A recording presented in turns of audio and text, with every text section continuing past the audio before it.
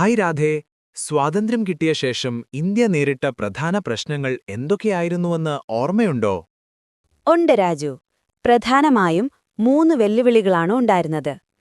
വിഭജനാനന്തരമുള്ള കുടിയേറ്റം, നാട്ടുരാജ്യങ്ങളുടെ സംയോജനം, ജനാധിപത്യ ഭരണക്രമം സ്ഥാപിക്കൽ. വിഭജനം കാരണം ഒരുപാട് പേർക്ക് നാടുവിടേണ്ടി വന്നല്ലോ. ട്രെയിൻ ടു പാകിസ്ഥാൻ എന്ന നോവലിൽ ഖുഷ്വന്ത് സിംഗ് അതിനെക്കുറിച്ച് പറയുന്നുണ്ടല്ലോ. അതെ, പാകിസ്ഥാനിൽ നിന്നും ഇന്ത്യയിലേക്ക് വന്ന ഏകദേശം 10 ദശലക്ഷം ആളുകൾ പലായനം ചെയ്തു. ഏകദേശം 1 ദശലക്ഷം പേർ മരണപ്പെടുകയും ചെയ്തു. ഇവരുടെ പുനരധിവാസം വലിയ പ്രശ്നങ്ങളുണ്ടാക്കി. ഈ പ്രശ്നങ്ങൾ പരിഹരിക്കാൻ സർക്കാർ ഇന്ന് ചെയ്തു.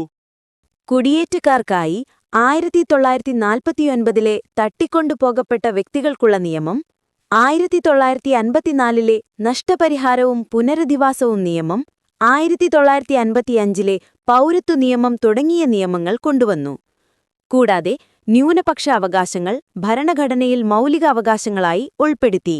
നാട്ടുരാജ്യങ്ങളെ എങ്ങനെയാണ് ഇന്ത്യയോട് ചേർത്തത്? 3 കരാറുകളിലൂടെയാണ് അത് സാധ്യമാക്കിയത്. 1. സ്റ്റാൻഡ് സ്റ്റിൽ കരാർ. നാട്ടുരാജ്യങ്ങൾ അവരുടെ നിലവിലെ അവസ്ഥ തുടരണം എന്നതായിരുന്നു വ്യവസ്ഥ. ഇത് പാകിസ്ഥാനിൽ ചേരുന്നത് തടയാൻ സഹായിച്ചു. 2. പ്രവേശന കരാർ. ഇന്ത്യൻ യൂണിയനിൽ ചേരാനുള്ള സമ്മതം നൽകുന്ന കരാറാണിത്. എന്നാൽ നാട്ടുരാജ്യങ്ങൾക്ക് ആന്തരിക സ്വയം ഭരണത്തിനുള്ള അവകാശം നിലനിർത്താൻ കഴിഞ്ഞു. 3. സംയോജന കരാർ. നാട്ടുരാജ്യങ്ങൾ പൂർണ്ണമായും ഇന്ത്യൻ യൂണിയനിൽ ലയിക്കുന്നതിനുള്ള കരാറാണിത്. ഈ കരാർ ഒപ്പിട്ടതോടെ സ്വയംഭരണാവകാശങ്ങൾ ഇല്ലാതായി. ഒരു ജനാധിപത്യ സർക്കാർ ഉണ്ടാക്കാൻ ആദ്യം എന്തു ചെയ്യണമായിരുന്നു? തിരഞ്ഞെടുപ്പ് നടത്തണം.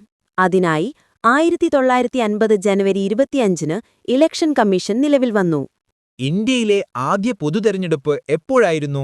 1951 ഒക്ടോബർ മുതൽ 1952 ഫെബ്രുവരി വരെ. ഹിന്ദുസ്ഥാൻ ടൈംസ് പത്രം ഇതിനെ ലോകചരിത്രത്തിലെ ഏറ്റവും വലിയ ജനാധിപത്യ തിരഞ്ഞെടുപ്പ് പരീക്ഷണമെന്നാണ് വിശേഷിപ്പിച്ചത്.